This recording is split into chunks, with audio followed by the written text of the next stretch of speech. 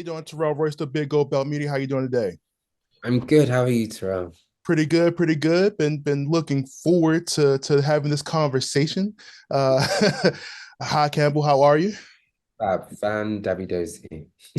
Well, first off, I want to start by asking. Now that we know that everybody loves Campbell, where is your I guess where's your mind at now that you know? I mean, that you know that you have this love from not only your peers and your friends, but as we see in the doc, your brother and your family as well. I feel a lot more settled. I think anyone who goes through their 20s, I think you can say it's a very unsettling, soul-searching period. And now I'm at the beginning of my 30s. I feel a lot more settled. I feel like I've got a great foundation for me to springboard into anything and everything. Yeah, I mean that's like I said. I mean it's hard to I guess put that into words like how you feel in the whatever of it all when you're still dealing with it. You know what I mean? You're still absorbing all of it.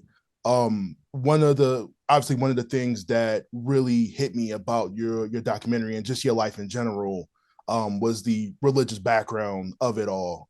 Myself dealing, having the same, upbringing, my family also being witness and stuff like that, so a lot of that just clicked to me like, oh yeah, I can see what you were dealing with because there is a level of there's a little bit of a level of hypocrisy with certain things when it comes to that, and people are not doing what they're supposed to, but you can't necessarily use that as an example for what you need to do.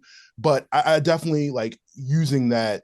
I could see why that would really hit you the way that it did. Because for a long period of time, especially with myself, it was a lot of should I be doing this? Should I be doing that? I mean, are you still kind of making peace with that now, or are you just kind of like doing your own thing? You're not even really looking back at that at this point.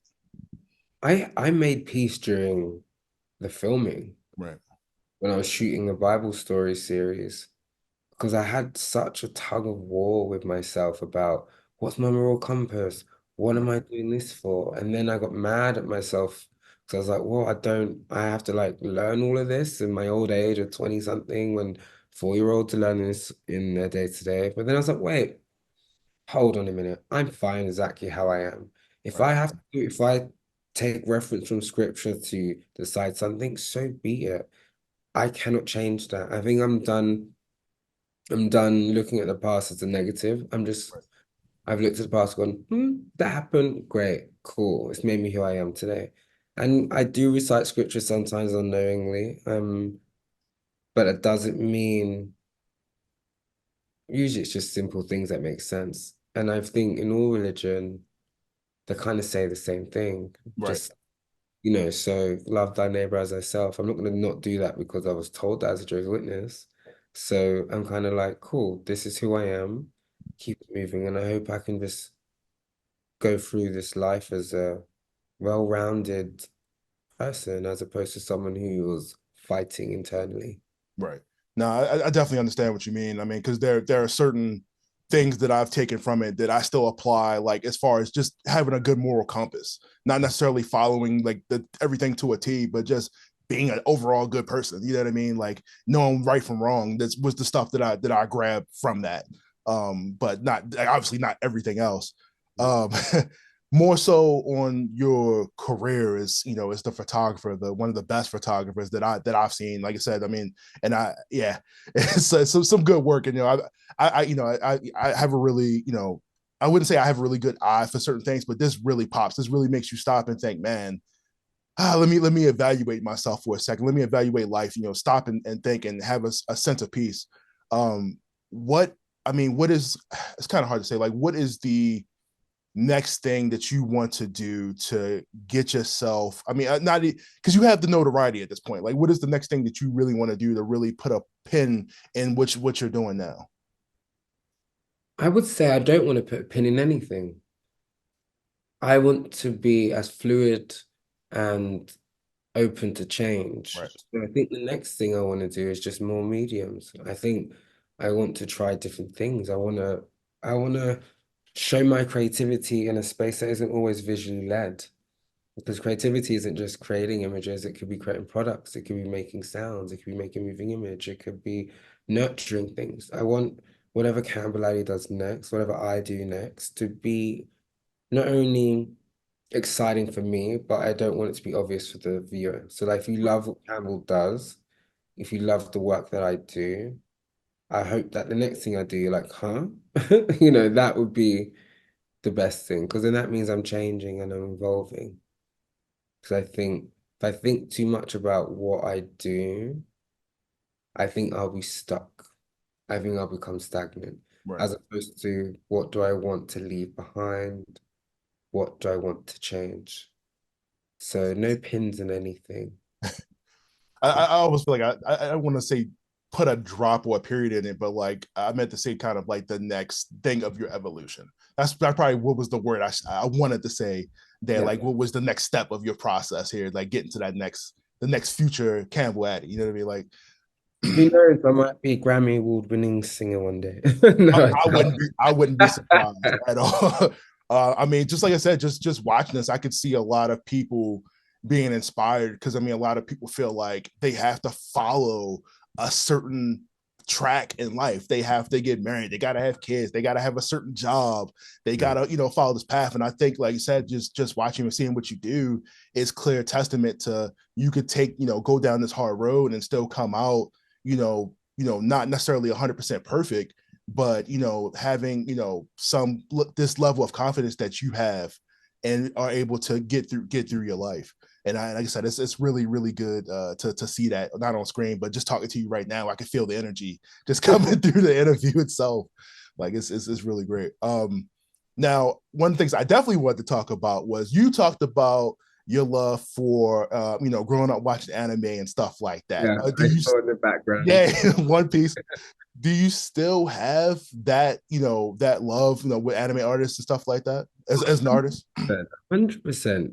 It was one of the first forms of visual media that I could truly just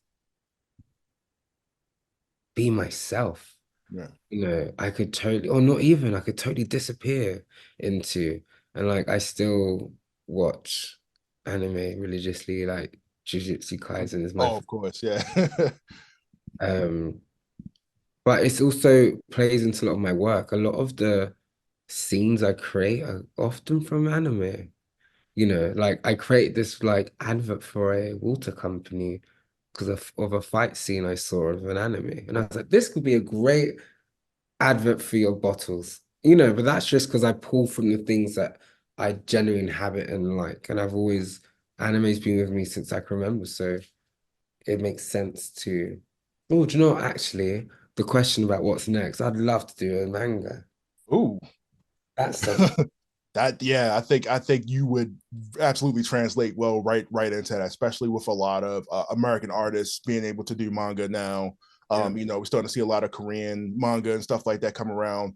But no, I would love to absolutely see that. Like I said, and it's funny you say that too. It's like with anime growing up, I felt like I was always like in the outcast group of people like, oh, you watch anime, now it's such a popular medium, like everybody knows what the conversation is about a certain show, Naruto, One Piece, like you said, Jujutsu Kaisen, like everybody knows what we're talking about. So now I don't feel as isolated now that we have so many platforms that are broadcasting anime, and there's so many people that I've never seen come into the world and have conversations with.